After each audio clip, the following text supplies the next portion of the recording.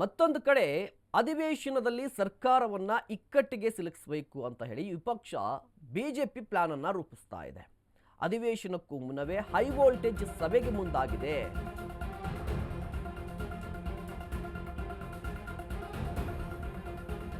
ಅಧಿವೇಶನಕ್ಕೂ ಮುನ್ನವೇ high voltage ಸಭೆಗೆ ಮುಂದಾಗಿದೆ ಬಿಜೆಪಿ. ರಾಜ್ಯ ಬಿಜೆಪಿ ನಾಯಕರಿಗೆ ಕೇಂದ್ರ ನಾಯಕರು ಕ್ಲಾಸ್ ಅನ್ನ ತೆಗೆದುಕೊಂಡಿದ್ದಾರೆ. ಅಧಿವೇಶನದಲ್ಲಿ ಆಡಳಿತ ಪಕ್ಷವನ್ನ ಕಟ್ಟಿ ಹಾಕಲಿಕ್ಕೆ ಪ್ಲಾನ್ ಅನ್ನ ರೂಪಿಸಲಾಗ್ತಾ ಇದೆ. ನಿನ್ನೆ ರಾತ್ರಿ ಬೆಂಗಳೂರಿನಲ್ಲಿ ಬಿಜೆಪಿ ನಾಯಕರು ರಹಸ್ಯ ಸಭೆಯನ್ನ ನಡೆಸಿದ್ರಂತೆ. ಖಾಸಗಿ ಅಪಾರ್ಟ್ಮೆಂಟ್ನಲ್ಲಿ ಸಭೆ ನಡೆದಿದೆ. ಕೇಂದ್ರ ಸಚಿವರಾಗಿರುವಂತಹ ಪ್ರಹ್ಲಾದ್ ಜೋಶಿ ನೇತೃತ್ವದಲ್ಲಿ ನಡೆದಂತಹ ಮೀಟಿಂಗ್ ಇದು. ಸಭೆಯಲ್ಲಿ ವಿಜಯೇಂದ್ರ, ಆರ್ ಅಶೋಕ್, ಛಲವಾದಿ ನಾರಾಯಣಸ್ವಾಮಿ, ಮಾಜಿ ಸಂಸದರಾಗಿರುವಂತಹ ಮುನಿಸ್ವಾಮಿ ಸೇರಿದಂತೆ ಹಲವರು ಭಾಗಿಯಾಗಿದ್ರು. ಸಭೆಯ ಬಳಿಕ ವಿಜಯೇಂದ್ರ ಮತ್ತು ಅಶೋಕ್ ಅವರಿಗೆ ಒಂದಿಷ್ಟು ಟಾಸ್ಕ್ ಅನ್ನ ಕೊಟ್ಟಿದ್ದಾರೆ. ಅಧಿವೇಶನ ಆರಂಭವಾಗುತ್ತೆ. ಈಗ ಅಧಿವೇಶನದಲ್ಲಿ ಸರ್ಕಾರವನ್ನ ಕಟ್ಟಿ ಹಾಕಬೇಕಿದೆ. ಹಾಗಾದ್ರೆ ಯಾವ ವಿಚಾರಗಳನ್ನ ಪ್ರಸ್ತಾಪ ಮಾಡಬೇಕು, ಹೇಗೆ ಪ್ರಸ್ತಾಪ ಮಾಡಬೇಕು? ಜೊತೆಗೆ ಸರ್ಕಾರದ ವಿರುದ್ಧ ಸಾಕಷ್ಟು ಆರೋಪಗಳಿದೆ.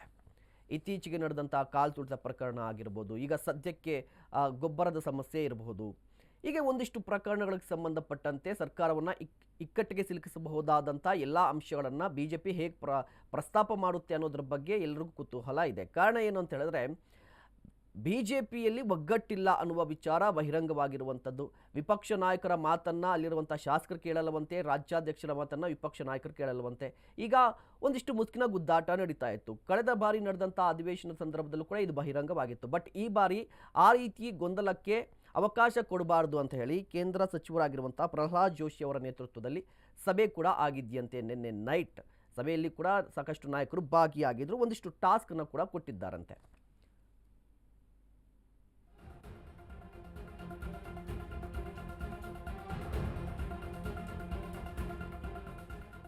ನಿನ್ನೆ ಖಾಸಗಿ ಅಪಾರ್ಟ್ಮೆಂಟಲ್ಲಿ ಒಂದು ಸಭೆ ನಡೆದಿದೆ. ಈ ಸಭೆಯಲ್ಲಿ ಕೇಂದ್ರ ಸಚಿವರಾಗಿರುವಂಥ ಪ್ರಹ್ಲಾದ್ ಜೋಶಿ ಅವರು ಭಾಗಿಯಾಗಿದ್ದರು. ವಿಜಯೇಂದ್ರ ಅವರು ಬಿಜೆಪಿ ರಾಜ್ಯಾಧ್ಯಕ್ಷರು, ವಿಪಕ್ಷ ನಾಯಕ ಆರ್ ಅಶೋಕ್, ಅದೇ ರೀತಿಯಾಗಿ ಪರಿಷತ್ನ ವಿಪಕ್ಷ ನಾಯಕರಾಗಿರುವಂಥ ಛಲವಾದಿ ನಾರಾಯಣಸ್ವಾಮಿ, ಸಂಸದರಾಗಿರುವಂಥ ಮುನಿಸ್ವಾಮಿ ಅವರು ಕೂಡ ಭಾಗಿಯಾಗಿದ್ದರಂತೆ.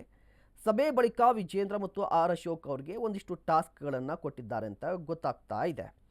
ನೋಡಿ, ಸಾಮಾನ್ಯ ಇದು ಪ್ರತಿ ಬಾರಿ ಅಧಿವೇಶನ ಆರಂಭವಾಗುವುದಕ್ಕೂ ಮೊದಲು ಯಾವುದೇ ವಿರೋಧ ಪಕ್ಷ, ಆಡಳಿತ ಪಕ್ಷ ಒಂದು ಸಭೆಯನ್ನು ನಡೆಸುತ್ತೆ. ಕಾರಣ ಏನು ಅಂತ ಹೇಳಿದ್ರೆ, ಒಂದು ಕಡೆ ಆಡಳಿತ ಪಕ್ಷ ವಿಪಕ್ಷವನ್ನು ಇಕ್ಕಟ್ಟಿಗೆ ಸಿಲುಕಿಸಲಿಕ್ಕೆ, ವಿಪಕ್ಷ ನಾಯಕರಿಗೆ ಅವರ ಕೌಂಟರ್ ಕೊಡಲಿಕ್ಕೆ ಒಂದಿಷ್ಟು ಸಭೆಯನ್ನು ನಡೆಸುತ್ತೆ. ಈಗ ಮುಖ್ಯಮಂತ್ರಿಗಳು ಶಾಸಕರನ್ನು ವಿಶ್ವಾಸಕ್ಕೆ ಪಡೀಲಿಕ್ಕೆ ಸಭೆಯನ್ನು ನಡೆಸ್ತಾರೆ. ಅದೇ ಸಂದರ್ಭದಲ್ಲಿ ವಿರೋಧ ಪಕ್ಷವು ಕೂಡ ಸರ್ಕಾರವನ್ನು ಇಕ್ಕಟ್ಟಿಗೆ ಸಿಲುಕಿಸಲಿಕ್ಕೆ ಯಾವೆಲ್ಲ ವಿಚಾರಗಳನ್ನು ಪ್ರಸ್ತಾಪ ಮಾಡಬೇಕು, ಹೇಗೆ ಪ್ರಸ್ತಾಪ ಮಾಡಬೇಕು ಅನ್ನೋದ್ರ ಬಗ್ಗೆ ಕೂಡ ಒಂದು ಸಭೆ ನಡೆಸುತ್ತೆ. ಅದೇ ರೀತಿಯ ಸಭೆ ನಿನ್ನೆ ಆಗಿದೆ. ಬಟ್ ಇಂಟ್ರೆಸ್ಟಿಂಗ್ ಏನು ಅಂತ ಹೇಳಿದ್ರೆ, ಪ್ರಹ್ಲಾದ್ ಜೋಶಿ ಅವರ ನೇತೃತ್ವದಲ್ಲಿ ನಡೆದಿರುವಂಥ ಮೀಟಿಂಗ್ ಅಂತೆ. ಸೊ ಕುತೂಹಲಕ್ಕೆ ಕಾರಣವಾಗಿದೆ.